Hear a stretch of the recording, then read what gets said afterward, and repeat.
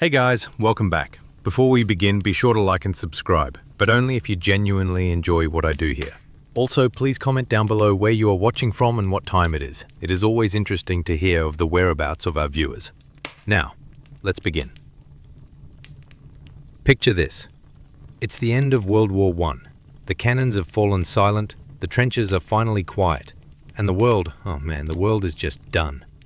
4 long years of mud, blood, and unimaginable destruction have left everyone utterly, completely exhausted. Imagine pulling an all-nighter, but that all-nighter lasted for years, and instead of cramming for a test, you were fighting for your life. That's the vibe. Everyone just wanted to go home, kick off their boots, and maybe, just maybe, get a decent night's sleep. Into this atmosphere of profound weariness steps a cast of characters, the Big Four, as they were called, tasked with crafting a piece that would last forever. Sounds ambitious, right? Especially when you're running on fumes. We're talking about Woodrow Wilson from the United States, a man of lofty ideals and a serious case of the sniffles. He actually got the flu during the negotiations, which probably didn't help with his focus. Then there was Georges Clemenceau of France, known as the Tiger, a man whose patience was as thin as a worn-out bedsheet. He'd seen his country absolutely ravaged, and he wanted Germany to pay, and pay dearly. Imagine trying to negotiate with someone who hasn't slept in days and whose house just got blown up. Not exactly a recipe for compromise. Next up, David Lloyd George from Great Britain, a shrewd politician who probably just wanted to get back to his tea and biscuits. He was trying to balance Clemenceau's demands for vengeance with Wilson's idealistic dreams, all while keeping a wary eye on the British Empire. And finally, Vittorio Orlando from Italy, who often felt a bit like the forgotten child at the grown-ups' table. He had his own demands, but they often got lost in the shuffle of the big players. These 4 men, each with their own baggage, their own national interests, and a collective exhaustion that hung heavy in the air like a thick fog, gathered in Paris. The goal? To hammer out a treaty that would prevent another global catastrophe. The reality? It was more like a bunch of sleepy squirrels trying to decide where to bury their last nut. The setting itself, the Palace of Versailles, was grand, but you can imagine the mood inside was less gala and more group nap. Imagine long, stuffy rooms, endless discussions droning on, and the constant hum of a million different demands and grievances. It must have felt like a never-ending committee meeting, where everyone's secretly checking their watch and fantasizing about a comfy pillow. One of the big ideas floating around, mostly thanks to Wilson, was something called the 14 Points. This was Wilson's grand vision for a peaceful world, advocating for things like open diplomacy, freedom of the seas, free trade, and something called the League of Nations. Sounds nice, right? Like a warm blanket on a cold night. The League of Nations was supposed to be this international club where countries could talk out their problems instead of fighting. A lovely thought, truly. But some folks were a little skeptical. They'd just finished a war that was supposed to end all wars, and here was another grand idea. It was like trying to convince a toddler who just had a tantrum that a calm discussion is the best way to get their cookies. But then there was Clemenceau. He wasn't interested in gentle conversations or abstract ideals. France had suffered immensely. Their land was scarred, their economy was in tatters, and they had lost millions of men. He saw Germany as the big bully who had just trashed their neighborhood, and he wanted the bully to pay. He wanted to make sure Germany was so weak, so broken, that it could never, ever do something like this again. His demands were harsh, rooted in a deep, bone-weary desire for security and retribution. Imagine your neighbor just accidentally on purpose drove their car through your living room. You'd want more than just an apology, wouldn't you? You'd want them to fix it and maybe pay for a new couch. And a really, really sturdy fence. Lloyd George, meanwhile, was playing a delicate balancing act. He had to appease the British public, who also wanted to see Germany punished. But he also understood that completely crushing Germany might not be good for long-term stability. A weak Germany meant a weak trading partner, and that wasn't good for business. He was like the sensible friend trying to mediate between 2 exhausted, bickering siblings. Now, let's not do anything rash that we'll regret when we're less tired. And Orlando. He was mostly trying to get some territory for Italy. promises that had been made to him during the war. But with the bigger powers squabbling, Italy's demands often got pushed to the side. He must have felt like he was constantly interrupting a very serious, very long argument about something he only vaguely understood, just to ask for a snack. So the stage was set for a treaty that was less about a harmonious melody and more about a discordant lullaby, full of tired compromises and simmering resentments. It was less a peace agreement and more a tired truce, held together by frayed nerves and the desperate hope that everyone would just go to sleep. The result of all this weary haggling was a document of epic proportions, both in length and in its potential consequences. It was a monstrous thing, hundreds of pages long, filled with articles and clauses that would reshape the map of Europe and in many ways the rest of the world. Imagine trying to read a phone book when you're half asleep. That's kind of what the Treaty of Versailles must have felt like to the people signing it.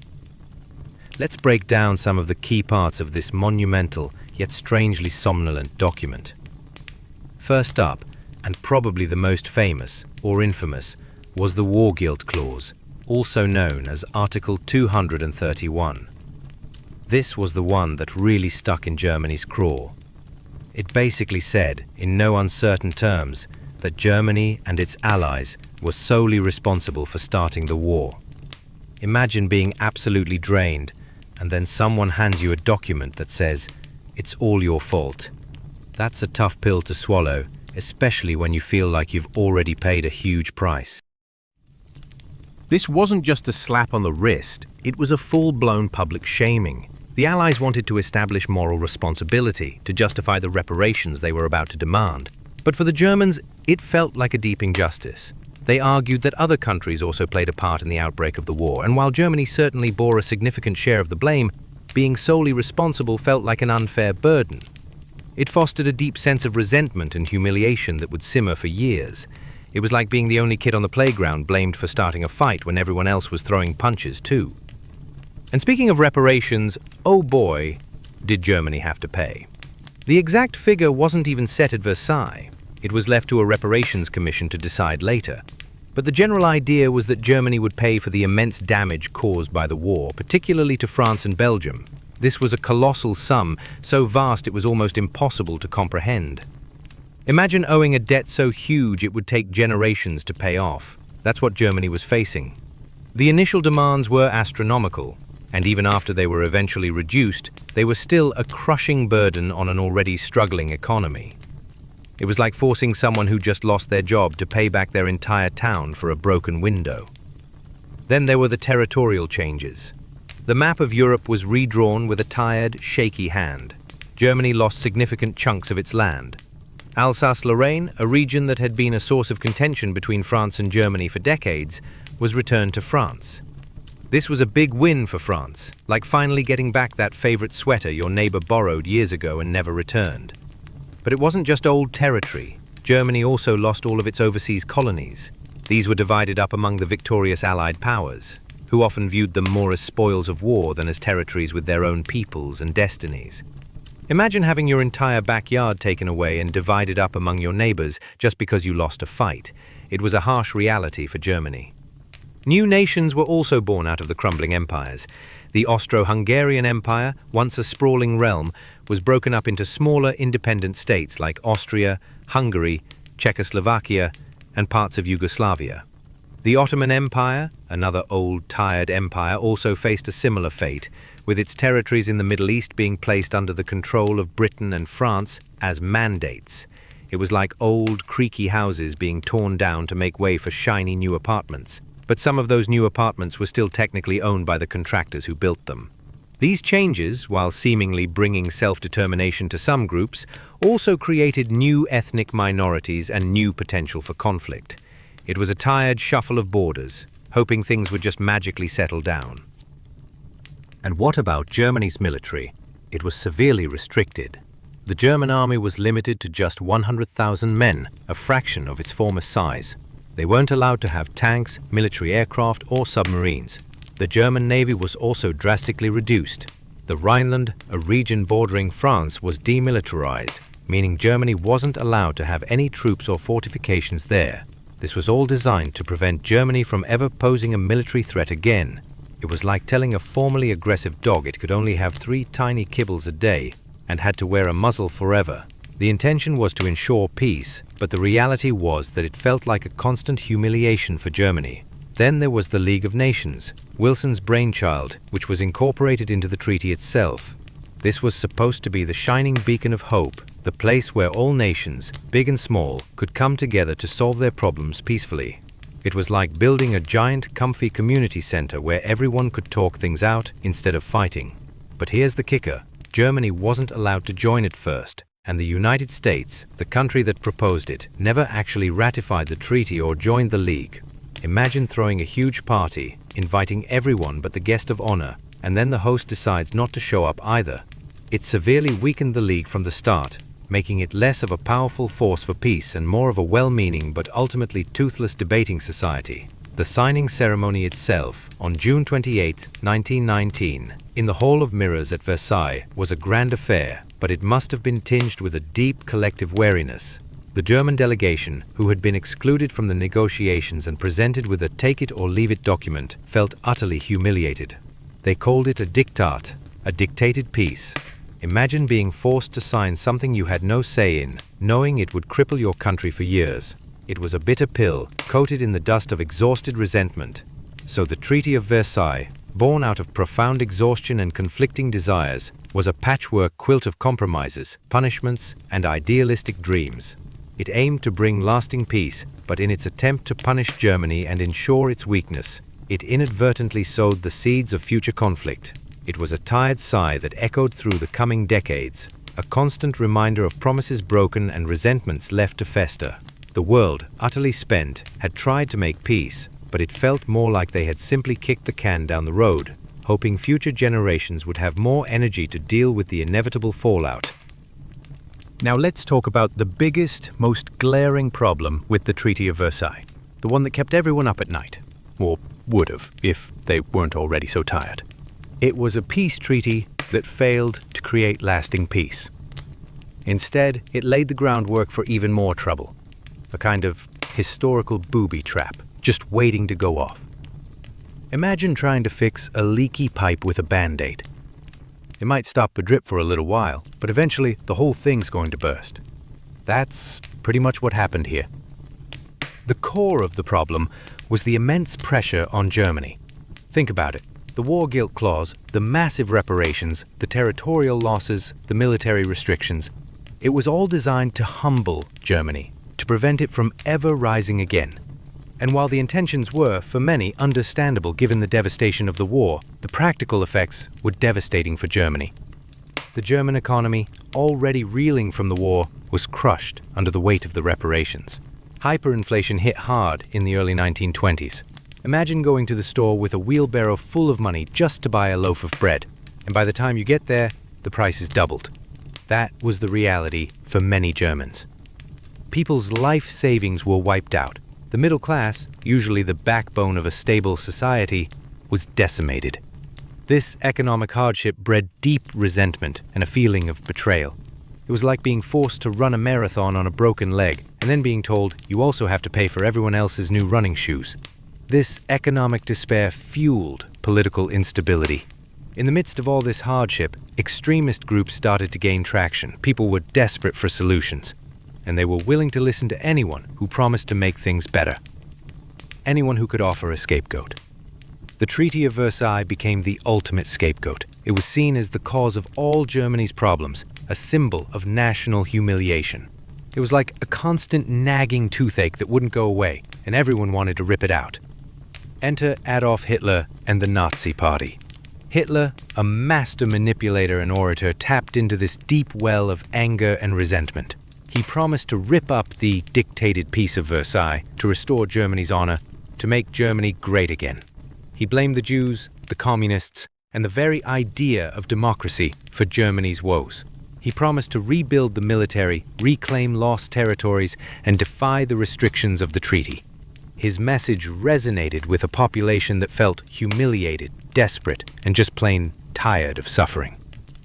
It was like a charismatic doctor showing up, and promising a miracle cure for that toothache, even if that cure involved a lot of pain and a questionable prognosis. The Allies, meanwhile, were also tired. After the war, they just wanted to go back to normal. Britain and France were struggling with their own economic problems and trying to rebuild their shattered societies. They were reluctant to enforce the treaty too strictly, especially when it came to collecting reparations. It was like a parent who's just too exhausted to argue with their defiant teenager. They'd threaten, but often back down. This lack of firm enforcement emboldened Hitler. He started testing the waters, rearming Germany, remilitarizing the Rhineland, and making territorial demands, all in clear violation of the treaty. And each time, the Allies, still tired from the last conflict, reacted with a sigh and a shrug, hoping it would all just blow over. The League of Nations, Wilson's grand dream, proved to be largely ineffective. Without the United States as a member, and with no real military power of its own, it was a body that could talk a lot, but couldn't really do anything. When Japan invaded Manchuria in the 1930s, or when Italy invaded Ethiopia, the League condemned them, but couldn't take any meaningful action. It was like a neighborhood watch that could only write stern letters instead of actually stopping crimes. This further demonstrated the weakness of the international system established at Versailles. So the Treaty of Versailles, instead of being a solid foundation for peace, became a flimsy, crumbling structure. It was built on the shaky ground of exhaustion and conflicting agendas, and it simply couldn't bear the weight of the resentments and ambitions it inadvertently created. It was the historical equivalent of trying to build a skyscraper with toothpicks and spit, and then wondering why it didn't stand up to the first strong wind. The failure to create a stable, satisfied Germany, coupled with the weariness and disunity of the victorious powers, set the stage for the next, even more devastating global conflict. The world, too tired to be truly mad at the time, was about to be awakened by an even louder, more terrifying alarm. Let's rewind a bit and talk about some of the crucial debates and differing viewpoints that happened behind the scenes, or rather, behind the very ornate, very tiring doors of the Palace of Versailles. It wasn't just the Big Four in a room. There were hundreds of diplomats, experts, and national representatives, all with their own agendas, all running on varying levels of sleep deprivation. One of the big sticking points, as we briefly touched on, was the issue of reparations. France, having borne the brunt of the fighting on its soil, wanted Germany to pay for every single bit of damage. Clemenceau famously declared, "Germany will pay," and he meant it. For France, it was a matter of justice, rebuilding their shattered country, and ensuring Germany would be too weak to ever attack again. Imagine your house is destroyed, and you're demanding that the person who did it pays for every broken window, every fallen brick, every single penny to rebuild. That was France's position. However, other Allied leaders, particularly Lloyd George, had reservations. He worried that imposing too harsh reparations on Germany would cripple its economy, leading to instability and, ironically, making it harder for Germany to pay anything at all in the long run. He envisioned a Germany so economically desperate that it would become a breeding ground for extremism. He also worried about the potential for Germany to fall under the influence of communism, a fear shared by many in the West at the time. It was like arguing that if you make a debtor completely bankrupt, they'll never be able to pay you back, and they might just burn down your house in frustration. Wilson, true to his idealistic nature, was also concerned about the economic consequences. He wanted a more lenient approach, focusing on rehabilitation rather than retribution. He believed that a stable, democratic Germany was essential for a peaceful Europe. But his voice, while influential, was often drowned out by the louder demands for vengeance. He was like the quiet, thoughtful friend in a group of very loud, very angry people, trying to suggest a calmer approach. The actual amount of reparations was, as mentioned, left vague at Versailles. This was a tired compromise, kicking the can down the road. It meant that for years Germany lived under a cloud of uncertainty, never knowing exactly how much it owed. This uncertainty crippled investment and economic recovery. It was like having an open-ended bill for a massive surgery, with no idea what the final cost would be. How do you plan for that? Another major debate centered around territorial adjustments and the principle of self-determination. Wilson championed self-determination, the idea that distinct ethnic groups should have the right to form their own independent nations. This sounds great on paper, a noble ideal, but in practice, it was a nightmare in a continent as ethnically diverse and intertwined as Europe.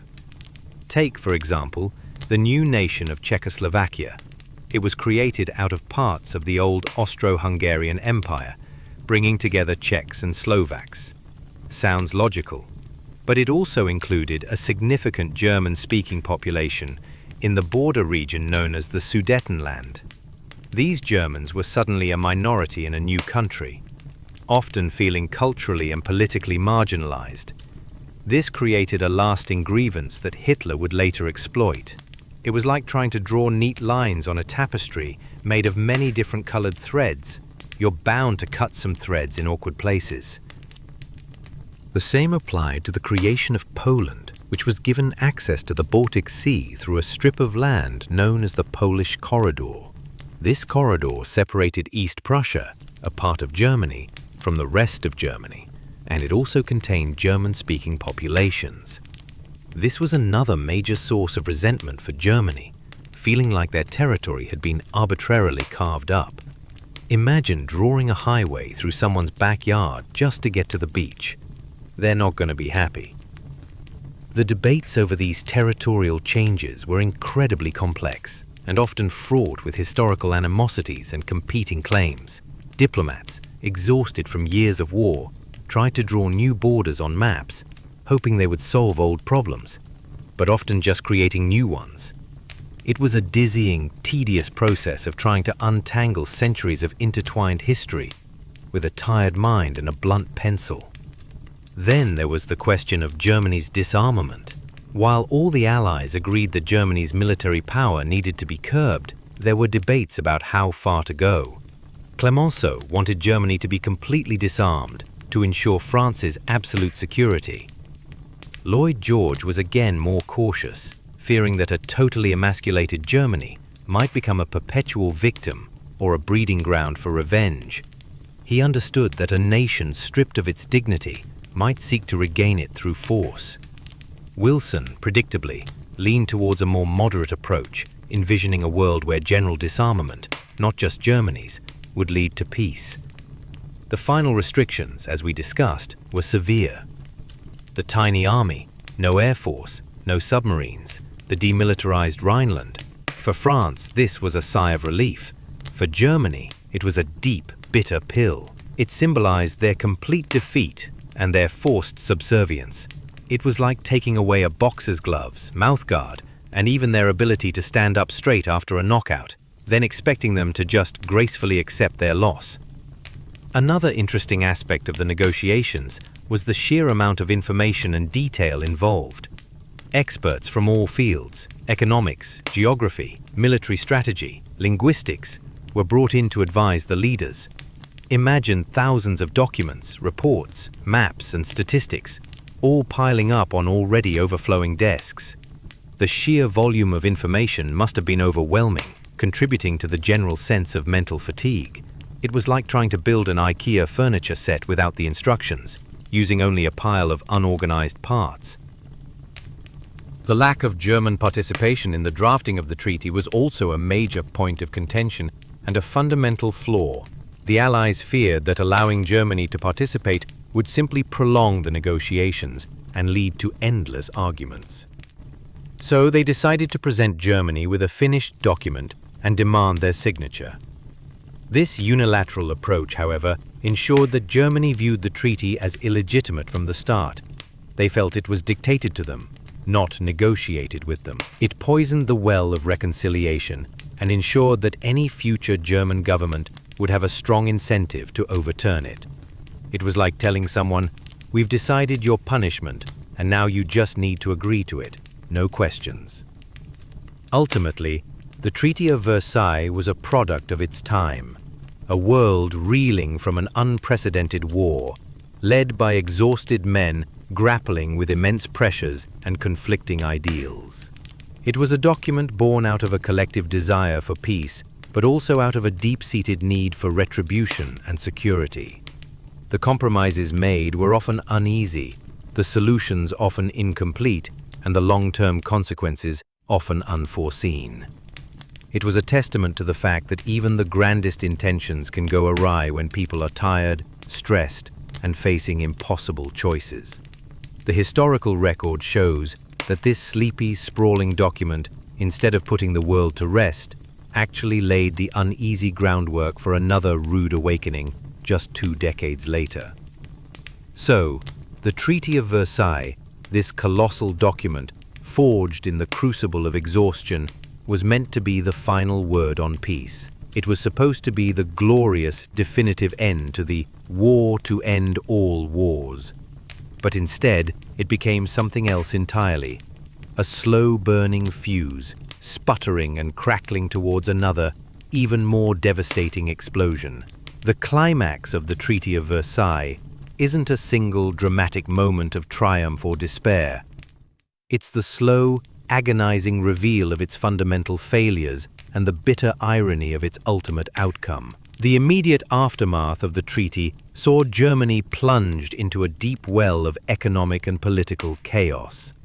The hyperinflation of the early 1920s was a nightmare, erasing the savings of ordinary Germans and making daily life a struggle for survival. Imagine waking up one morning to find that the money in your wallet is virtually worthless. This wasn't just an inconvenience, it was a societal breakdown.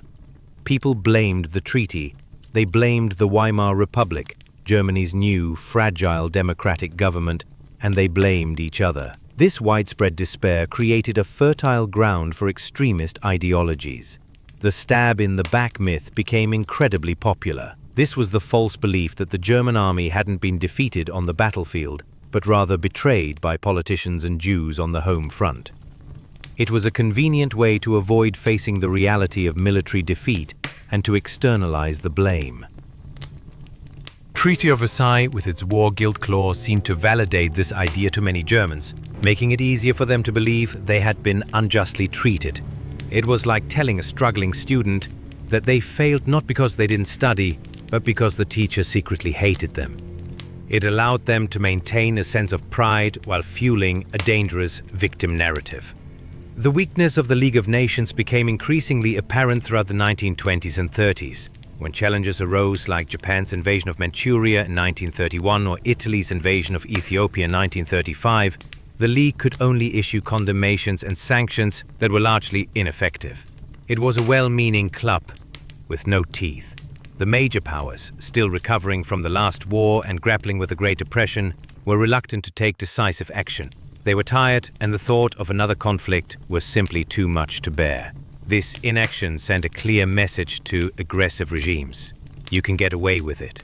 This brings us to the true, chilling climax, the rise of Adolf Hitler and the Nazi Party. Hitler, with his fiery rhetoric and his promises to overturn the shameful Diktat of Versailles, found an eager audience among a disillusioned and desperate German population. He understood that the collective humiliation and economic misery fostered by the treaty were powerful levers. He capitalized on the deep resentment of the war guilt clause, the reparations, and the territorial losses. He promised to restore Germany's national pride, to rebuild its military, and to reclaim its place as a great power. He was the ultimate anti-Versailles politician. From 1933 onwards, Hitler systematically began to dismantle the Treaty of Versailles. He withdrew Germany from the League of Nations in 1933, a defiant snub to the international order. He began a massive rearmament program, secretly at first, and then openly. The other European powers, still clinging to the hope of peace and too tired for another confrontation, adopted a policy of appeasement. They allowed Hitler to remilitarize the Rhineland in 1936, to annex Austria in 1938, the Anschluss, and to demand the Sudetenland from Czechoslovakia later that same year, the Munich Agreement. Each violation of the treaty was met with protests, but ultimately no decisive action. It was like watching a bully push smaller kids around, and despite your protests, you do nothing because you're too weary to step in. The Munich Agreement, in particular, stands out as a moment of profound, weary surrender. British Prime Minister Neville Chamberlain returned from Munich proclaiming peace for our time, clutching a piece of paper signed by Hitler. He truly believed he had averted war. But in reality, he had simply given Hitler more power, more territory, and more confidence. The world was too tired to fight, so they hoped that by giving Hitler what he wanted, he would be satisfied. This was the ultimate tragic climax of the treaty's failure. The very document meant to prevent war had, through its punitive nature and the subsequent exhaustion of its enforcers, paved the way for an even greater one. By September 1st, 1939, when Germany invaded Poland, the Treaty of Versailles was effectively dead, its provisions utterly disregarded. The war that was supposed to end all wars had given birth to an even more horrific global conflict. The world, which had been too tired to be truly mad at Versailles, was now forced to confront a fury far beyond anything it had ever imagined. The Treaty of Versailles, instead of being a blueprint for lasting peace, became a tragic cautionary tale, a reminder that peace built on resentment, humiliation, and a lack of foresight is a peace that is destined to crumble, leading to an even more catastrophic awakening. So, what have we learned from this long, somewhat sleepy journey through the Treaty of Versailles? We've seen how a world utterly exhausted by 4 years of brutal war tried to create a lasting peace, but instead crafted a document that, ironically, helped sow the seeds for an even greater conflict. The Treaty of Versailles was a product of its time, born from a blend of idealism, vengeance, and profound weariness. Woodrow Wilson's noble vision of a League of Nations aimed to prevent future wars through cooperation, a beautiful idea that ultimately faltered due to a lack of American participation and effective enforcement mechanisms. On the other hand, Georges Clemenceau's demands for retribution against Germany were born from the deep wounds inflicted on France, leading to harsh reparations and the infamous war guilt clause. David Lloyd George tried to find a middle ground, balancing public demand for punishment with the need for long-term European stability. But even his efforts couldn't fully bridge the gap between conflicting agendas. The treaty's major provisions, the immense reparations that crippled Germany's economy, the territorial losses that fueled resentment, and the severe military restrictions that felt like a national humiliation, combined to create a sense of injustice and desperation in Germany. This economic hardship and wounded pride provided fertile ground for the rise of extremist ideologies, most notably Nazism. The failure of the Allied powers to consistently enforce the treaty, partly due to their own post-war exhaustion and economic woes, further emboldened figures like Adolf Hitler. Their policy of appeasement, driven by a desperate desire to avoid another war, allowed Hitler to systematically dismantle the treaty's provisions, rearm Germany, and expand its territory without significant challenge. In essence, the Treaty of Versailles was a peace that failed because it was built on an unstable foundation. It didn't fully reconcile the need for justice and security with the importance of a stable, economically viable, and integrated Germany. Instead of creating a lasting peace, it became a ticking time bomb, a historical irony where the very attempt to prevent future conflict inadvertently set the stage for an even more devastating one.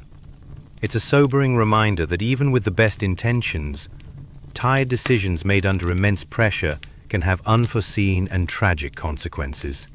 Imagine not just the physical devastation of the war, the blasted landscapes, the shattered towns, the millions of young lives snuffed out, but the invisible, crushing weight of it all on the human spirit. For 4 long years, the world had been holding its breath, fueled by propaganda, fear, and a desperate hope for victory. People worked themselves to the bone in factories, rationed every scrap of food, and lived with the constant dread of telegrams announcing loved ones lost. Children grew up knowing only war. The air itself seemed heavy with the ghosts of the fallen. When the armistice finally came on November 11, 1918, it wasn't a sudden burst of joyful energy. It was more like the collective, trembling collapse of a runner who had just finished an impossible race. The cheering was there, yes, but it was quickly followed by a profound, bone-deep weariness that settled over everything. Think of the soldiers, the ones who had endured the trenches, the mud, the gas, the endless grinding attrition. They hadn't slept properly in years. Their nerves were shot, their bodies broken, their minds scarred. They just wanted to go home. And the civilians? They were equally shattered. Years of rationing, anxiety, and the ever-present threat of attack had taken their toll. Families were torn apart, economies were in ruins, and a sense of profound disillusionment hung heavy in the air. The grand narratives of patriotism and glory had withered under the harsh reality of industrialized slaughter. Everyone, everywhere, was just tired, too tired to celebrate wildly, too tired to truly mourn, and certainly too tired to be truly rational and far-sighted. This backdrop of global fatigue is crucial to understanding the men who gathered in Paris. They weren't just politicians, they were human beings, carrying the immense burdens of their nation's suffering, their own personal exhaustion, and the impossible task of building a lasting peace out of so much rubble. Take Woodrow Wilson again. He wasn't just an idealist, he was an academic, a former university president, suddenly thrust onto the world stage at its most chaotic moment. He arrived in Europe a hero, greeted by massive, adoring crowds who saw him as the bringer of a new, better world. Imagine that pressure, millions of desperate eyes looking at you, expecting miracles, and then he got sick. The Spanish flu pandemic was sweeping the globe at the same time, and Wilson was laid low by it during the negotiations. Historians debate how much it affected his judgment, but imagine trying to negotiate the fate of the world with a fever and body aches, your mind clouded by illness. It's like trying to solve a complex puzzle when you're battling a severe head cold. His famous 14 points, while grand and noble, were perhaps also a reflection of a man who, in his exhaustion, yearned for a simpler, more logical world where principles could solve all problems. He wanted a moral clarity in a world drowning in moral ambiguity. He wanted to sleep soundly, knowing he'd fixed everything. Then there's Georges Clemenceau, the Tiger of France. He was 77 years old, a seasoned politician, and his country had been decimated. Much of the Western Front, where the most brutal fighting took place, was on French soil. Towns were obliterated, factories were gutted, farmland was poisoned by chemicals and unexploded shells. Every day Clemenceau saw the visible wounds on his nation. His approach to the treaty was not about grand ideals, it was about raw, visceral security and justice for France. He famously remarked about Wilson's 14 points, "God only had 10, a sarcastic jab at the Americans' lofty moralizing. Clemenceau carried the weight of millions of French dead and the fear that Germany, if not utterly crippled, would rise again and repeat the horror.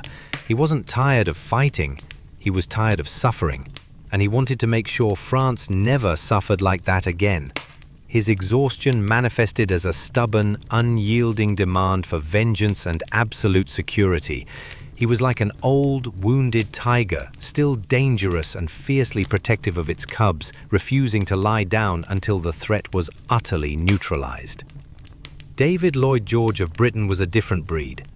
A Welshman, known for his political agility and pragmatism, he navigated the treacherous waters between Wilson's idealism and Clemenceau's vengeful demands. He had his own electorate to appease, a British public who had also suffered immense losses and wanted Germany to pay. But Lloyd George was also a realist.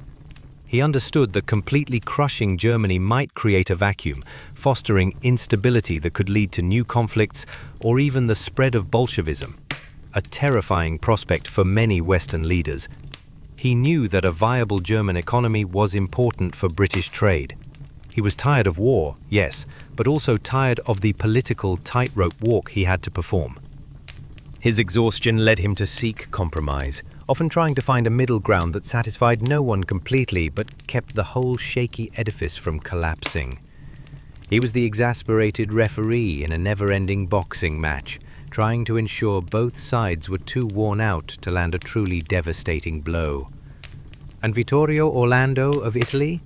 He often seemed to be in a perpetual state of frustration. Italy had joined the Allies based on promises of territorial gains from the collapsing Austro-Hungarian Empire.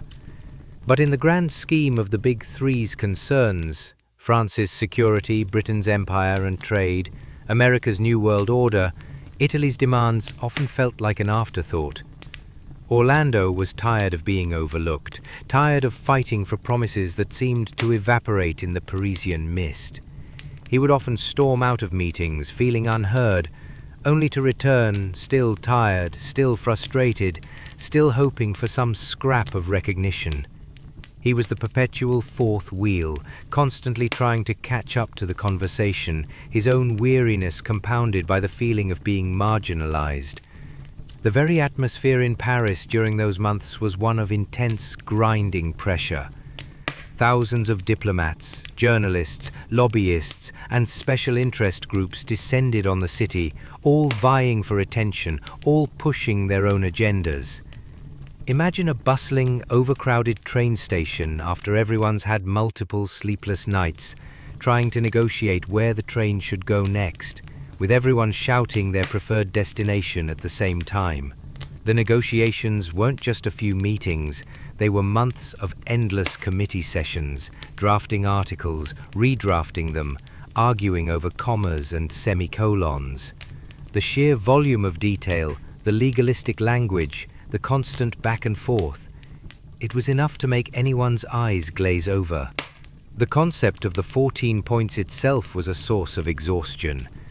Wilson had laid them out with such clarity and moral authority, but implementing them in the messy, complicated reality of post-war Europe was another matter entirely. Open covenants of peace, openly arrived at, sounded lovely, but try negotiating sensitive geopolitical issues with the press breathing down your neck and every nuance picked apart. Absolute freedom of navigation upon the seas, but what about naval blockades in future conflicts? Removal, so far as possible, of all economic barriers. But France wanted to rebuild its industries, and Britain wanted to protect its empire. Every noble principle bumped up against a gritty, exhausted reality. It was like trying to fit a perfectly square peg into a very, very round hole. The actual ending of the war, the armistice, was also a factor in the subsequent exhaustion. It wasn't an unconditional surrender. Germany had signed the armistice based on the understanding that a peace treaty would follow, largely inspired by Wilson's 14 points. Many Germans believed that the peace would be a peace of reconciliation, not one of punitive measures. When the Treaty of Versailles was finally presented, its harsh terms came as a profound shock, feeling like a betrayal of the initial understanding. This sowed seeds of resentment immediately. Imagine agreeing to end a fight with someone, believing you'll talk it out fairly, and then they suddenly slap you with a list of demands that strip you of everything. You'd be tired, yes, but also incredibly angry and feeling misled. So, when the German delegation finally arrived in Versailles, they were not there as negotiators. They were there, symbolically, to receive their sentence. They had been excluded from the drafting process, given only a few weeks to review the finished document, and allowed to submit written objections that were largely ignored. The contrast between Wilson's stated ideals of open diplomacy and the closed-door dictated nature of the treaty's presentation was stark, and it added to the deep sense of humiliation and resentment that permeated Germany. They called it a diktat, a dictated peace, and that term would echo through German politics for decades. The sheer scale and complexity of the document itself is something we often skim over. It wasn't just a few pages. It was a behemoth. Hundreds of articles covering everything from specific border adjustments to the precise number of horses the German army was allowed. Imagine the exhaustion of trying to draft, read, and comprehend every single detail of such a document, knowing that every word could have immense consequences. Lawyers and experts worked around the clock, their eyes red-rimmed, fueled by endless cups of coffee and the immense responsibility resting on their shoulders. Let's dive a bit deeper into some of the lesser-known but equally significant clauses. the ones that perhaps reveal the tired compromises or the subtle seeds of future issues. Beyond the big headlines of reparations and war guilt, there were articles dealing with economic clauses that impacted international trade, railway usage, and even fishing rights. Germany had to grant most favored nation status to Allied countries, meaning they couldn't impose higher tariffs on Allied goods than on goods from any other country. This was meant to give the Allies an economic advantage and help them rebuild, but it further constrained Germany's economic recovery. It was like telling a patient recovering from a major illness that they also had to do all the housework for their neighbors. Then there were the mandates. The old German colonies and parts of the Ottoman Empire weren't simply given independence, as some idealists hoped, or annexed outright, as some imperialists wished. Instead, they were placed under the mandate system of the League of Nations, effectively administered by Allied powers like Britain and France. This was presented as a way to prepare these territories for self-governance, a kind of benevolent colonialism with a new name. But to many, it looked suspiciously like old-fashioned imperialism just repackaged.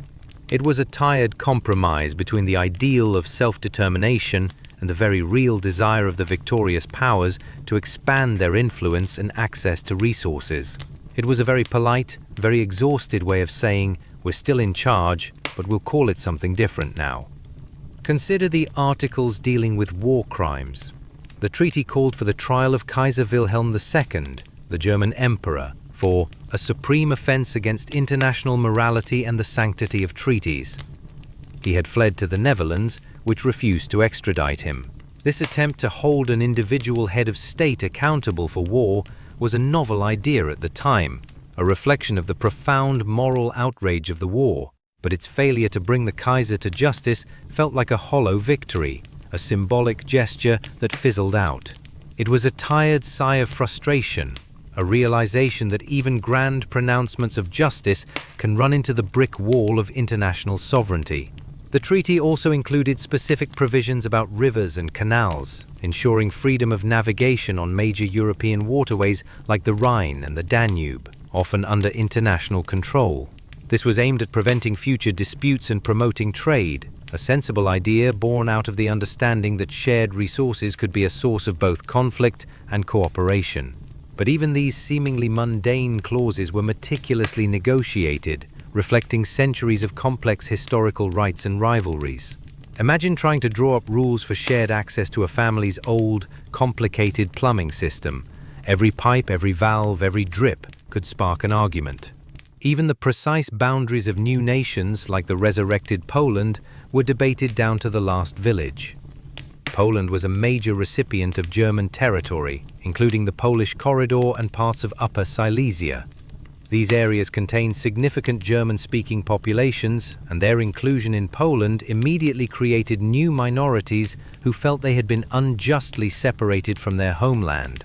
These decisions, while aiming to right historical wrongs, like Poland's partition centuries ago, inadvertently created new grievances that would fester for decades. It was a tired reshuffling of old grievances, hoping that a new arrangement would simply make them disappear, like brushing dust under a rug. The signing ceremony itself, in the opulent Hall of Mirrors at Versailles, was designed to be a grand display of Allied triumph, but for the German delegates, it was a moment of profound degradation. Imagine walking into a room where everyone present represents your country's defeat, and you are forced to sign a document you had no hand in creating, a document that you believe will destroy your nation. They signed under protest, their faces grim. Knowing the storm of anger and despair that awaited them back home, it was less a joyous celebration of peace and more a solemn, almost funereal procession marking the end of one nightmare and the unsettling beginning of another. The very act of signing, meant to bring closure, only opened a new wound. The initial reaction in Germany was one of shock and outrage. The terms were far harsher than many had anticipated, even with the knowledge of defeat. The fledgling Weimar Republic, already fragile and struggling, was instantly burdened with the immense responsibility of either accepting this punitive treaty or facing renewed invasion. They were essentially given a poisoned chalice. The decision to sign, made under duress, further discredited the new democratic government in the eyes of many Germans, who saw it as a capitulation. This played right into the hands of right-wing nationalists and former military leaders who longed for a return to authoritarian rule. They claimed that the November criminals, the politicians who signed the armistice and later the treaty, had betrayed Germany. This narrative, a deep, pervasive feeling of betrayal, would gnaw at the heart of German society for years, making any genuine reconciliation or acceptance of the new order incredibly difficult. So, the Treaty of Versailles, this monument to weary compromise and punitive ambition, was not a soothing balm that brought restful peace. Instead, it was more like a restless sleep, full of nightmares and anxieties that would ultimately manifest in a far more terrifying awakening. The decisions made in those tired, smoke-filled rooms would ripple outwards for decades, shaping the very course of the 20th century. It was an exhausted effort to fix a broken world, but in its weariness, it often missed the subtleties, misjudged the human spirit, and ultimately paved the way for another, even more devastating conflict. The world, too tired to be truly mad then, was about to be shaken awake by a rage far greater than any it had known. The moment the German delegation, faces etched with humiliation and despair, signed the Treaty of Versailles, a new chapter of profound struggle began for their nation. Remember how we talked about the Diktat, the dictated peace? This feeling wasn't just a fleeting moment. It became a deep, festering wound in the German psyche. For many, it felt like the country had been beaten down, then kicked while it was already bleeding out. The Weimar Republic, Germany's fragile new democratic government, was immediately saddled with the impossible task of implementing this widely hated treaty. Imagine being the new kid in school, and on your very first day, you're given the blame for everything that went wrong before you even arrived, plus a massive bill to pay. That's essentially what happened to Weimar. It was a democracy born out of defeat, constantly associated with the humiliation of Versailles. The most immediate and devastating consequence was the hyperinflation crisis that gripped Germany from 1921 to 1923. While the massive reparations bill was certainly a psychological burden, it wasn't the sole cause of the hyperinflation, but it definitely poured gasoline on an already smoldering fire. Germany had largely financed the war by printing money, not through taxation, and its industrial output was crippled. But the sheer scale of the reparations demands and the constant Allied pressure for payments meant the government felt it had no choice but to print even more money to meet its obligations. Picture this. You go to the bakery in the morning and a loaf of bread costs 100 marks. By lunchtime, it's 200 marks. By evening, 500. The next day, it's thousands, then millions, then billions, then trillions. People literally went to the stores with wheelbarrows full of banknotes just to buy basic groceries. Wages had to be paid twice a day because by evening, the morning's pay was worthless. Children played with stacks of worthless currency like building blocks. Families saw their life savings built up over generations vanish into thin air. Pensions, insurance policies, all gone. This wasn't just an economic crisis, it was a profound psychological one. Imagine the sheer exhaustion of living through that, the constant anxiety, the feeling that the very ground beneath your feet was crumbling. People lost faith in everything, their government, their institutions, their money, even the basic stability of life. They were too tired to fight back in an organized way, but their weariness curdled into a deep, pervasive resentment. They desperately looked for someone to blame, and the finger often pointed directly at the Treaty of Versailles and the politicians who signed it. This widespread despair and anger was a fertile breeding ground for radical groups who offered simplistic solutions and convenient scapegoats. Adding insult to this economic injury was the French occupation of the Ruhr in January 1923. When Germany fell behind on its coal and timber reparation payments, France, along with Belgium, decided to take matters into their own hands. They sent troops to occupy the Ruhr industrial region, Germany's industrial heartland, to seize resources directly as payment. Imagine this. Your country is already spiraling into economic chaos, and then your former enemies march in and take over your factories and mines.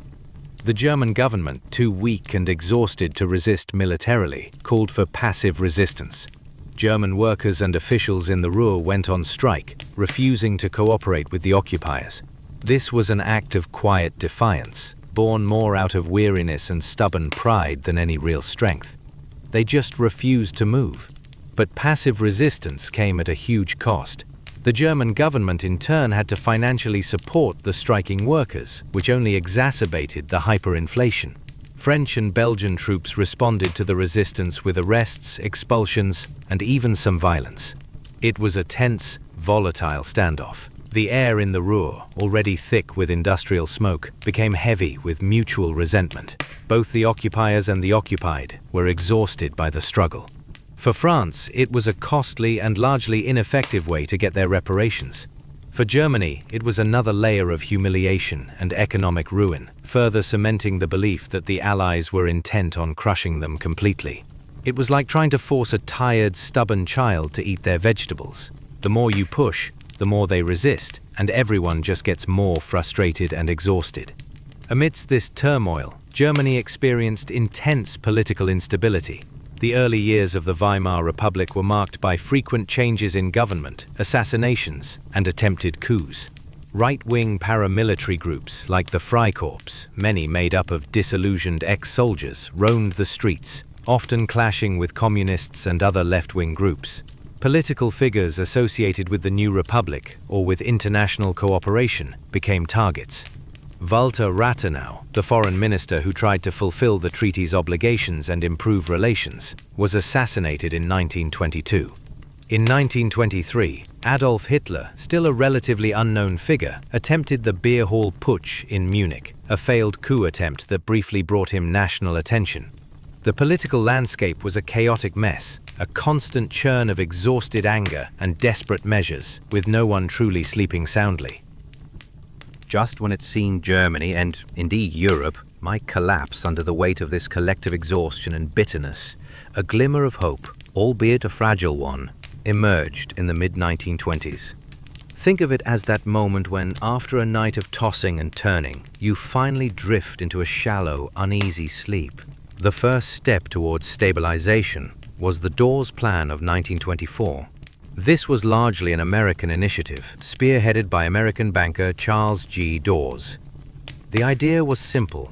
Germany's economy was collapsing, making it impossible to pay reparations. So, instead of demanding immediate impossible sums, the plan restructured the payments. Crucially, it also involved large loans from American banks to Germany.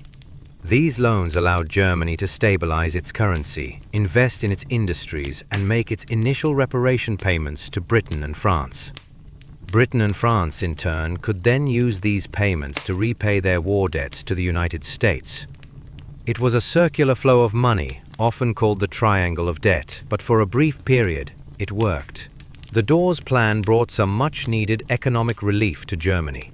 Hyperinflation was curbed, the economy started to recover, and there was a sense that perhaps, just perhaps, the worst was over. It was like finally getting a painkiller after a long, throbbing headache.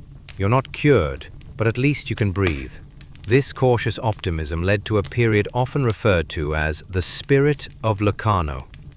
In 1925, several European powers, including Germany, France, Britain, Belgium, and Italy, signed a series of agreements known as the Locarno Treaties. These treaties were significant because, for the first time, Germany voluntarily accepted its western borders with France and Belgium as permanent. Britain and Italy even guaranteed these borders. Furthermore, Germany agreed to enter the League of Nations as a permanent member of its council in 1926. This was a major breakthrough. It felt like a genuine step towards reconciliation, a sign that perhaps the deep animosities of the war could finally be put to rest.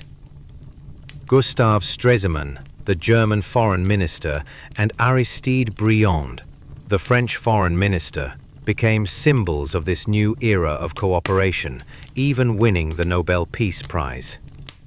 It felt like Europe had collectively sighed, put down its weapons, and decided to try to get along. This was the moment where the world, tired of fighting, decided to try really, really hard to be friends. They weren't exactly skipping through fields of wildflowers, but at least they weren't throwing rocks at each other anymore.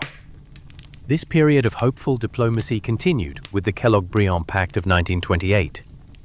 This was an international agreement where signatory states promised not to use war to resolve disputes or conflicts of whatever nature or of whatever origin they may be, which may arise among them. It was signed by virtually every major nation in the world. While it lacked any enforcement mechanism and proved to be utterly ineffective when truly challenged, it represented the ultimate expression of the world's deep collective yearning for peace after the horrors of World War I. Everyone just wanted to swear off fighting, like a group of exhausted friends who promised never to go on a grueling camping trip again. It was a tired, perhaps even naive hope that if you just wished hard enough, war would simply go away. While Europe grappled with the immediate fallout of Versailles, how did the rest of the world, particularly the major powers, react to this grand experiment in peace? The United States, as we know, never ratified the Treaty of Versailles and never joined the League of Nations. After Wilson's failed efforts to convince the Senate, America largely retreated into a period of isolationism. The American public, tired of European conflicts and focused on domestic prosperity, simply wanted to distance itself from the old world's messy squabbles. They were like the friend who hosted the biggest party, spent all their money, and then just wanted to go home and sleep for a week, letting everyone else deal with the cleanup. Despite this political withdrawal, American economic power remained crucial, as evidenced by the Dawes Plan, which essentially propped up the whole reparation system with American loans. Italy, under Vittorio Orlando, had left Versailles feeling deeply disappointed, if not outright cheated. They felt their sacrifices in the war hadn't been adequately rewarded with territorial gains, leading to talk of a mutilated victory.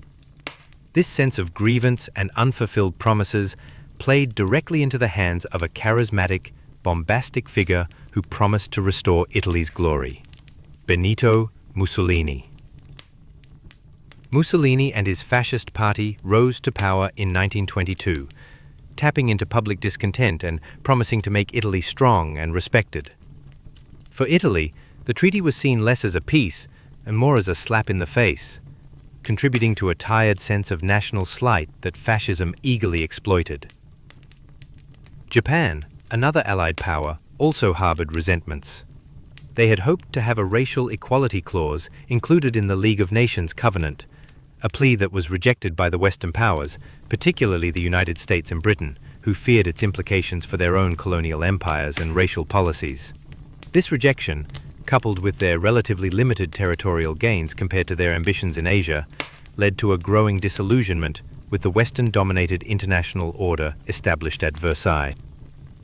Japan began to pursue its own aggressive expansionist policies in Asia, increasingly seeing the League of Nations and the treaty system as hypocritical and restrictive. It was like being invited to a club but then realizing you're not really considered an equal member, leading you to decide to start your own, much more exclusive and much more aggressive club. And then there was Soviet Russia, or the Soviet Union, as it became in 1922, excluded from the peace conference altogether due to the ongoing Russian Civil War and the Western powers' deep fear of Bolshevism. The Soviets viewed the Treaty of Versailles as nothing more than an imperialist pact. They saw it as a tool for the capitalist powers to carve up the world and suppress revolutionary movements. The Soviet Union spent the 1920s and 30s largely isolated from the Western diplomatic system, building its own strength and looking at the Versailles Order with a weary, cynical eye, convinced it was inherently unstable and destined to fail. So, while the mid-1920s offered a brief, exhausted sigh of relief and a flicker of hope for stability, the underlying issues and resentments caused by the treaty, coupled with new global developments, were merely dormant. The world might have been trying to sleep, but it was a restless, troubled sleep, filled with economic anxieties, political turmoil, and the unspoken threat of old wounds reopening. The stage was slowly but surely being set for a far more dramatic and far less sleepy awakening. We've now pushed past the immediate aftermath and into the brief period of stability. To get us closer to our 2-hour goal, The next section will need to delve into how this fragile peace unraveled, focusing on the crushing impact of the Great Depression, and then begin to detail the systematic destruction of the treaty by Adolf Hitler. This will be where the too tired to be mad theme truly confronts the rising tide of aggression. The seemingly stable peace of the mid-1920s, propped up by American loans and the spirit of Locarno, was built on a foundation of shifting sands.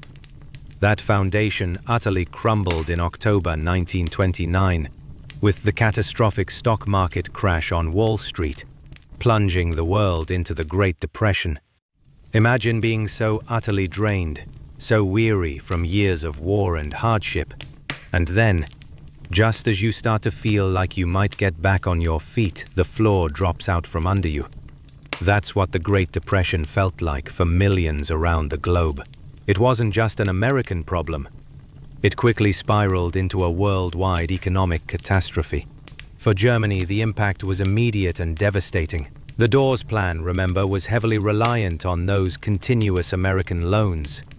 When the US economy crashed, those loans dried up overnight. Factories in Germany that had only just restarted their engines suddenly ground to a halt. Businesses shuttered their doors, and unemployment soared to By 1932, roughly 6 million Germans were out of work. That's nearly 1 in 3 people in the workforce. Picture entire cities where the smokestacks were cold, the streets were filled with desperate idle men, and the soup kitchens were overflowing. This wasn't just economic hardship. It was a return to the absolute despair of the hyperinflation years, but this time with a grim, pervasive sense of hopelessness. People had just barely recovered from one trauma, and now they were hit with another, even bigger one. They were beyond tired. They were utterly broken. The weariness of the immediate post-war years returned with a vengeance, but this time it was coupled with a simmering rage and an urgent need for someone, anyone, to offer a way out. They were too exhausted to think critically, too hungry to debate nuances. They just wanted solutions, and they wanted them now. The political consequences were catastrophic. The fragile Weimar Republic, already struggling with the legacy of Versailles and perceived as weak, simply couldn't cope with the scale of the crisis. Governments came and went with dizzying speed, paralyzed by internal divisions and unable to agree on effective solutions. The democratic system itself seemed utterly exhausted and incapable. It was like a patient in critical condition, and the doctors were arguing over the diagnosis while the patient was fading. Into this cauldron of economic despair, political paralysis, and deep collective exhaustion stepped Adolf Hitler and his Nazi party. They had been a fringe group, gaining little traction during the relatively stable mid-1920s, but the Depression was their moment. They offered a potent, dangerously simple message to a population that was too tired to process complexity and too desperate for quick answers. Hitler was a master of propaganda, a brilliant orator who understood the deep emotional currents running through German society. He didn't offer nuanced economic policies. He offered scapegoats and promises of national rebirth. He hammered away at the Treaty of Versailles, calling it the source of all Germany's misery, a shameful diktat imposed by vindictive enemies. He promised to rip it up, to restore Germany's honor, to defy the victorious powers, and to make Germany strong and proud again. He spoke to the deep-seated grievances, the war guilt clause that humiliated them, the crippling reparations that impoverished them, the territorial losses that felt like amputations. To a populace exhausted by decades of blame and suffering, Hitler's defiant promises resonated like a powerful drumbeat. He offered a seductive vision of a disciplined, unified Germany, free from the chaos of democracy and the burden of the hated treaty. He channeled all that undirected collective weariness and frustration into a furious, focused energy directed at internal enemies, Jews, communists, and external ones, the Allies, the treaty. He was like the charismatic, terrifying leader who shows up when everyone is at their lowest, promising a magic bullet to solve all their problems, no matter how extreme. The Nazis' rise was meteoric. From a mere 2.6% of the vote in 1928, they surged to become the largest party in the Reichstag, or German parliament by July 1932. They exploited fear, capitalized on division, and presented themselves as the only party capable of bringing order out of chaos. Finally, on January 30th, 1933, Adolf Hitler was appointed Chancellor of Germany. The world, still reeling from the Depression, watched with a weary mix of apprehension and disbelief. Many in other countries thought he was a clown, a passing phenomenon, someone who would eventually burn himself out. They were too tired, too preoccupied with their own economic woes to truly grasp the monumental danger he represented. Once in power, Hitler wasted no time in systematically dismantling the Treaty of Versailles. This wasn't a sudden explosive act, but a calculated step-by-step process, each violation testing the waters, probing the international community's resolve. And time and again, he found that the Allied powers, particularly Britain and France, were simply too tired, too focused on their own problems, and too traumatized by the memory of the Great War to effectively resist. His first major act of defiance against the Versailles Order came swiftly. In October 1933, less than a year after becoming Chancellor, Hitler announced that Germany was withdrawing from the League of Nations. This was a huge symbolic blow to Wilson's dream of collective security. It was Germany, the very nation meant to be brought into the fold of international cooperation, now stomping out and slamming the door. The League, already weakened by the absence of the United States and its inability to deal with crises like Japan's invasion of Manchuria, 1931, now looked even more impotent. It was like a tired parent finally giving up on trying to get their unruly child to join the family dinner. Next came rearmament. The Treaty of Versailles had severely limited Germany's army to 100,000 men, forbidden tanks, military aircraft, and submarines. From 1933 onwards, Hitler began a massive secret program of rearmament, building up Germany's military strength in direct violation of the treaty. He brought back conscription in 1935, openly defying the military restrictions. The sheer audacity of his actions sent shivers down some spines, but again, the response from Britain and France was muted. They issued protests, but took no real action. They were bogged down in the Depression, deeply divided politically, and haunted by the specter of another war. The thought of mobilizing their economies and populations for another conflict was simply too exhausting to contemplate. They hoped that if they just ignored it, or mildly complained, it would somehow go away. They were too tired to truly be mad, let alone go to war over it. The biggest gamble and perhaps the most telling moment of Allied fatigue came in March 1936 with the remilitarization of the Rhineland. Remember, the Rhineland was that crucial border region between France and Germany that the treaty had ordered demilitarized. No German troops or fortifications were allowed there. This was a direct safeguard for France, a buffer zone. Hitler sent a small contingent of German troops into the Rhineland, a clear and blatant violation of both the Treaty of Versailles and the Locarno treaties, which Germany had voluntarily signed. This was a moment of immense risk for Hitler. His generals warned him that if France reacted militarily, Germany's small, still rebuilding army would be easily crushed. Yet, Hitler was convinced that France and Britain would do nothing. And he was right. France, despite having a much larger and more powerful army at the time, was politically divided and internally focused. Their military leadership was hesitant.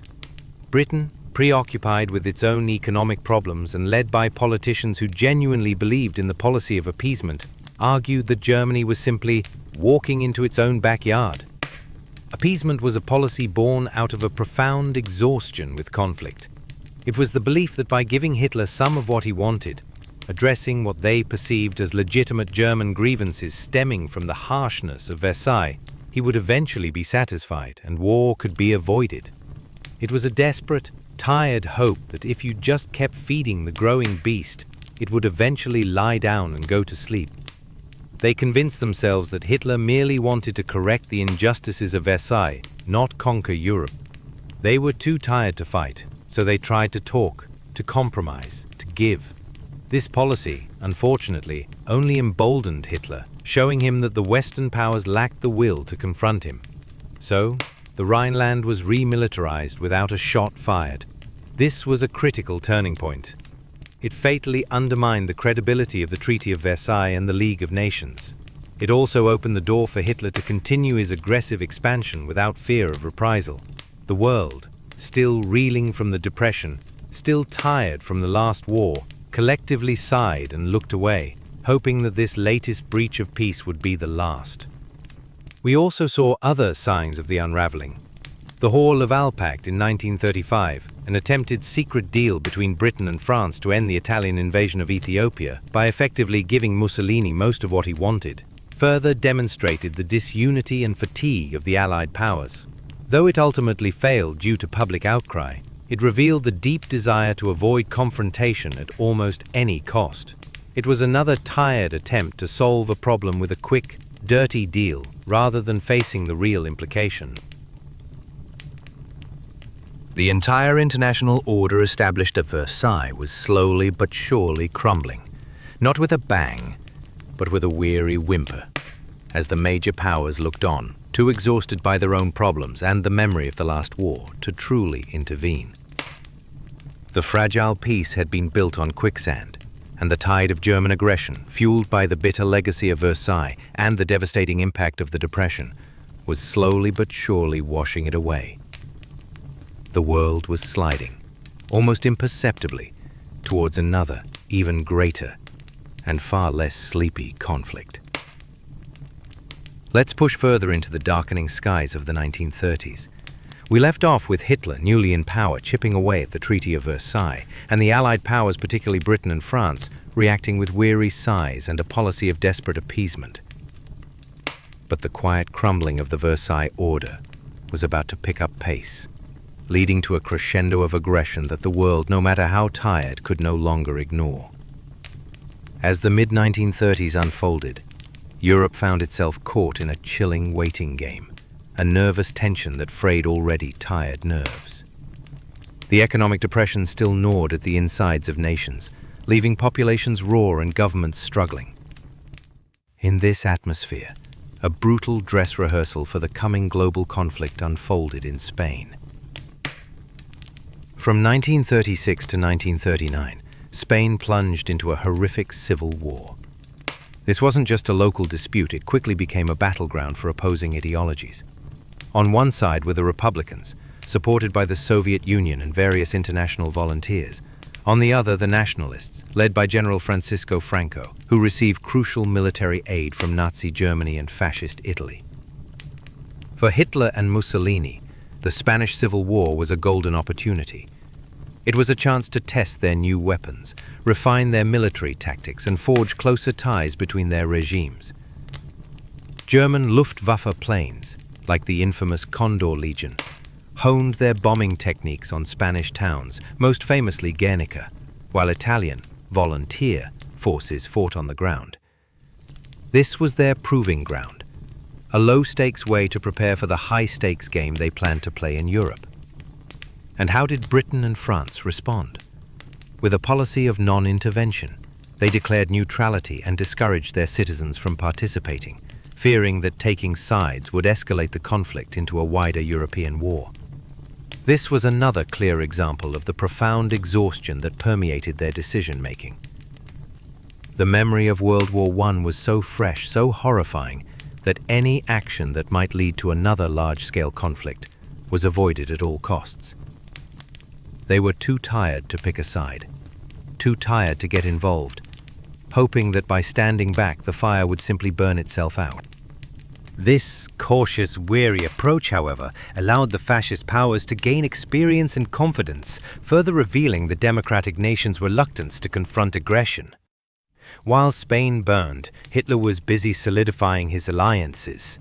In 1936, Germany and Japan signed the Anti-Comintern Pact, ostensibly a defensive alliance against communism, specifically targeting the Soviet Union. Italy joined in 1937. This pact was more than just an anti-communist declaration.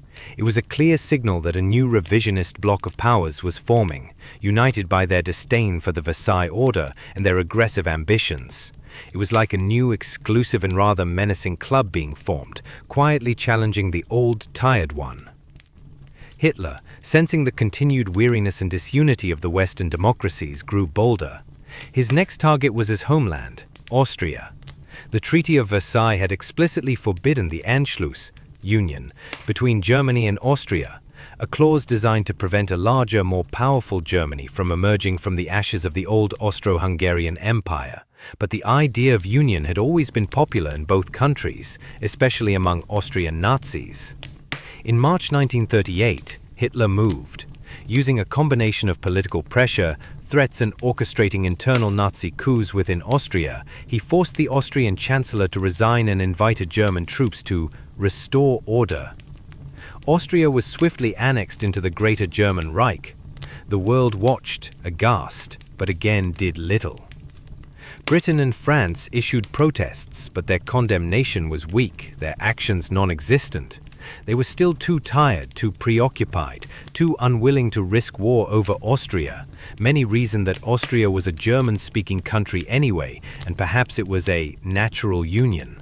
This tired rationalization only served to further empower Hitler. It was like watching someone dismantle your neighbor's fence, and you just shrug, telling yourself it was probably a rotten fence anyway. But the biggest test of the Versailles Order and the most agonizing display of appeasement came with the Sudetenland crisis and the infamous Munich Agreement of 1938.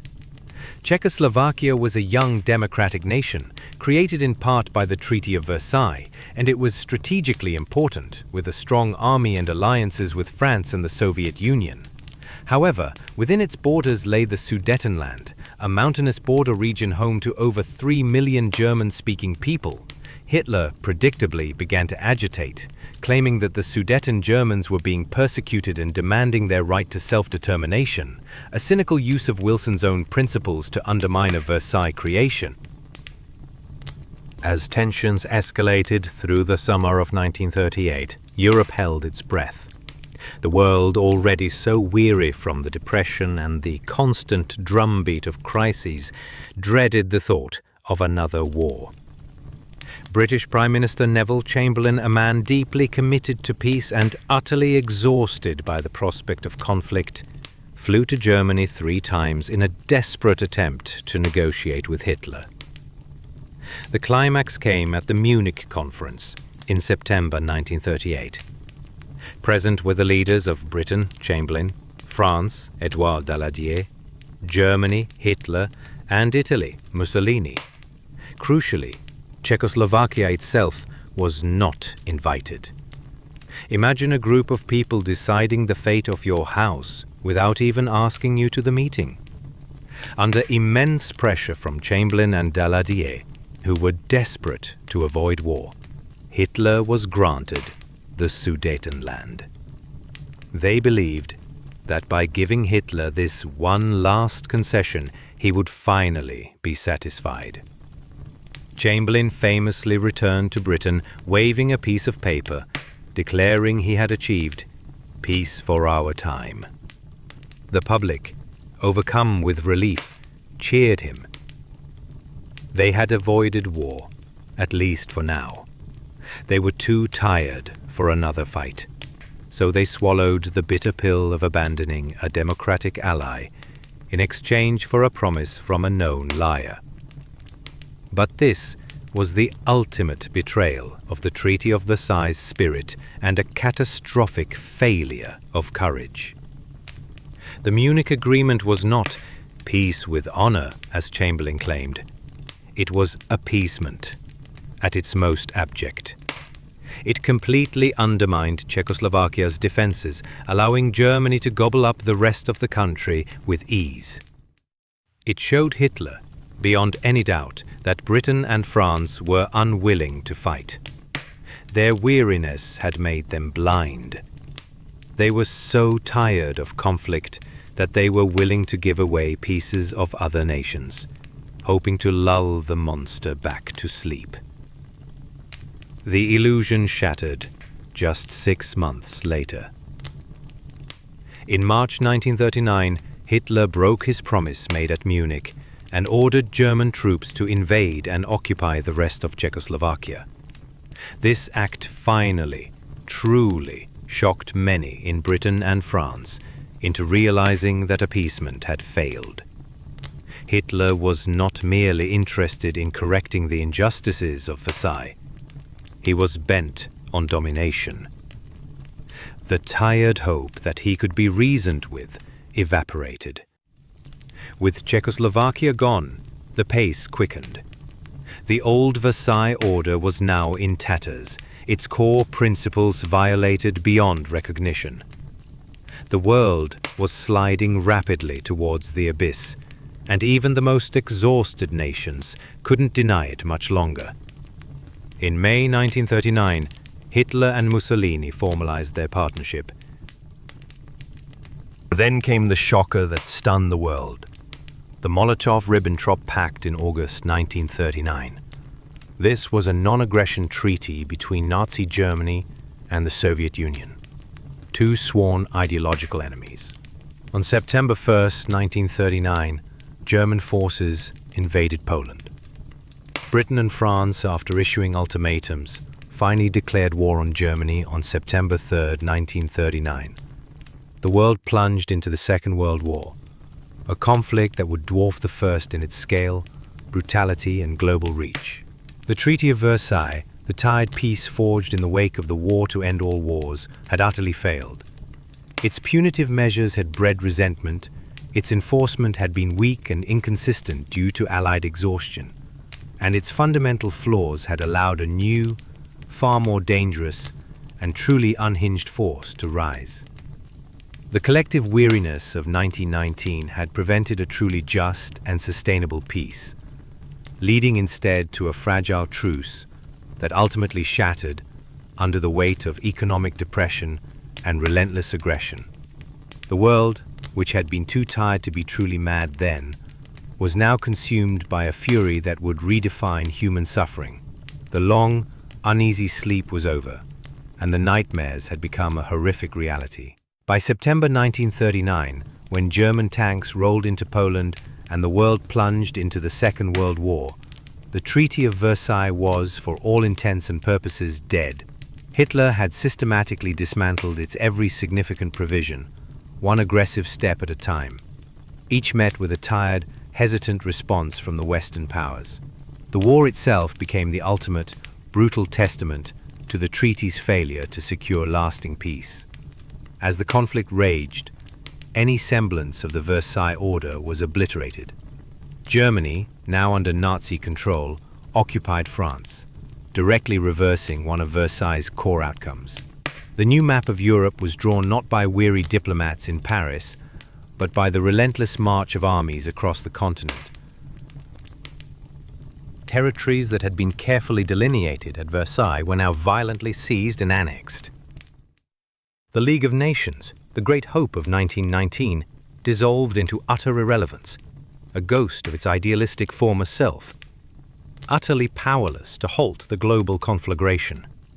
It was like a meticulously crafted but fragile glass sculpture, carefully placed on a wobbly table, finally shattering into a million pieces during an earthquake.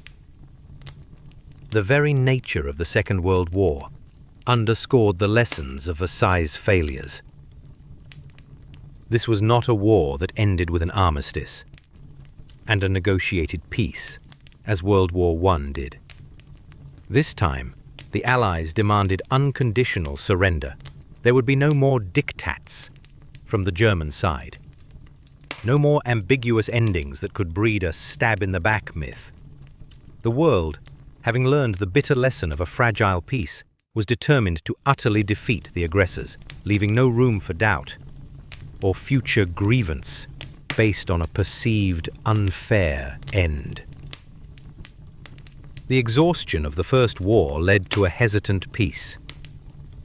The even deeper exhaustion of the Second War led to a decisive, uncompromising victory to ensure that particular chapter of history truly ended. When the dust settled after World War II, the world was, if possible, even more profoundly exhausted than it had been in 1918. Millions more lives had been lost, cities reduced to rubble, and the horrors of the Holocaust had unveiled new depths of human depravity. But this time, a few crucial lessons from the failures of Versailles seem to have sunk in, albeit through immense suffering. One of the most significant shifts was the approach to the defeated powers, particularly Germany and Japan. Instead of imposing crippling reparations and fostering deep resentment, the focus was largely on rehabilitation and integration. The Marshall Plan, enacted by the United States, poured billions of dollars into rebuilding Western European economies, including West Germany's. This was a stark contrast to the punitive economic measures of Versailles. The idea was to create prosperous, stable democracies that would be strong trading partners and less susceptible to extremist ideologies. It was a recognition that a truly exhausted and desperate nation could be a global threat. Instead of keeping the patient weak and resentful, they aimed to make them healthy and cooperative. Another crucial development was the creation of the United Nations, UN, in 1945. Learning directly from the League of Nations' fatal weaknesses, the UN was designed to be a stronger, more effective international body. It included a Security Council with real enforcement powers, though often hampered by Cold War vetoes. And it involved all major global powers, including the United States and the Soviet Union. From the outset, it was an attempt born out of profound, painful experience to build a more robust framework for collective security, knowing that peace couldn't be left to exhausted hopes and toothless organizations. The world, having been so rudely awakened, tried to build a sturdier bed. Decades later, historians still debate the Treaty of Versailles. Was it too harsh, not harsh enough, or was it merely one piece of a much larger, more complex puzzle? Even in hindsight, the arguments can make you feel a little tired trying to sort through them all. One major school of thought, popular in the interwar period and still influential today, argues that the treaty was indeed a Carthaginian peace, a peace designed to utterly crush the defeated foe, just as ancient Carthage was destroyed by Rome. Proponents of this view argue that the war guilt clause, the exorbitant reparations, and the territorial losses inflicted on Germany were simply too punitive. They believe this humiliation and economic devastation directly fueled German resentment, undermined the Weimar Republic, and created the perfect conditions for a demagogue like Hitler to rise. The argument goes, if you push a tired dog into a corner and keep kicking it, eventually it will bite back, and bite hard. However, there's a counter-argument that the treaty wasn't actually harsh enough, or more accurately, that its provisions weren't effectively enforced. Those who hold this view point to the fact that Germany, despite its complaints, never fully paid the reparations demanded, and that the Allies' reluctance to intervene militarily during Hitler's early violations allowed him to grow stronger. They argue that if Britain and France had truly been vigilant and decisive, had not been so utterly exhausted by the memory of World War I, they could have stopped Hitler before he became an unstoppable force. This perspective suggests that the problem wasn't the treaty's severity, but the Allies' lack of resolve, their wariness getting in the way of decisive action. A more nuanced and perhaps more tiring to explain perspective suggests that while the Treaty of Versailles certainly had flaws and contributed to the instability, it wasn't the sole or even primary cause of World War II. This view emphasizes the role of other critical factors, the devastating global Great Depression, which created widespread desperation everywhere, the inherent weaknesses and political divisions within the Weimar Republic itself, the rise of aggressive, expansionist totalitarian ideologies in Germany, Italy, and Japan, and ultimately, the individual choices made by leaders like Adolf Hitler, who consciously chose war. This interpretation suggests that even a perfect treaty might not have prevented a determined aggressor in a world grappling with such immense economic and ideological turmoil. It's like saying a person tripped not just because of a loose rug, but because they were already dizzy, carrying too many bags and simply not looking where they were going. The treaty was a loose rug, but the world was already staggering.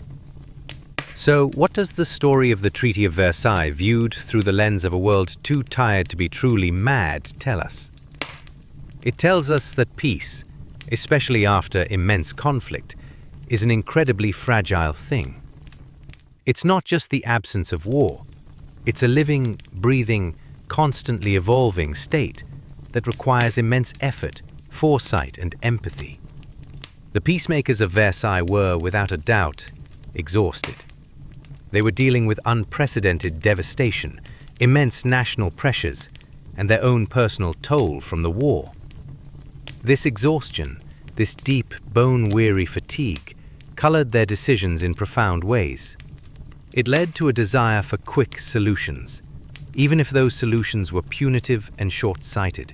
It contributed to the diktat approach, driven by a tired impatience to just get the things signed. It played a significant role in the reluctance of Allied powers to enforce the treaty's provisions with the necessary resolve, their collective weariness making them susceptible to appeasement. They wanted to avoid another conflict so desperately that they overlooked the clear signs of aggression, hoping, with tired optimism, that each concession would be the last. The tragic irony of Versailles is that the very desire for peace, fueled by exhaustion, contributed to the conditions that led to an even greater war. The world was so weary of fighting that it didn't fully address the underlying psychological and economic wounds, leaving them to fester. It learned that humiliation does not lead to reconciliation, and that an unaddressed grievance, no matter how tired you are of hearing about it, can explode with devastating force. The Treaty of Versailles is a powerful historical lesson. It reminds us that peace is not simply a document signed in a grand hall, but a continuous active process of understanding, compromise, and vigilance. It teaches us that allowing exhaustion to cloud our judgment, or letting the desire for an easy path override the need for genuine justice and long-term stability, can have catastrophic consequences. The world, in its deepest weariness, crafted a peace that ultimately failed to hold. Its legacy is a solemn reminder that sometimes the hardest choices are the ones that must be made, even when you're simply too tired to be mad.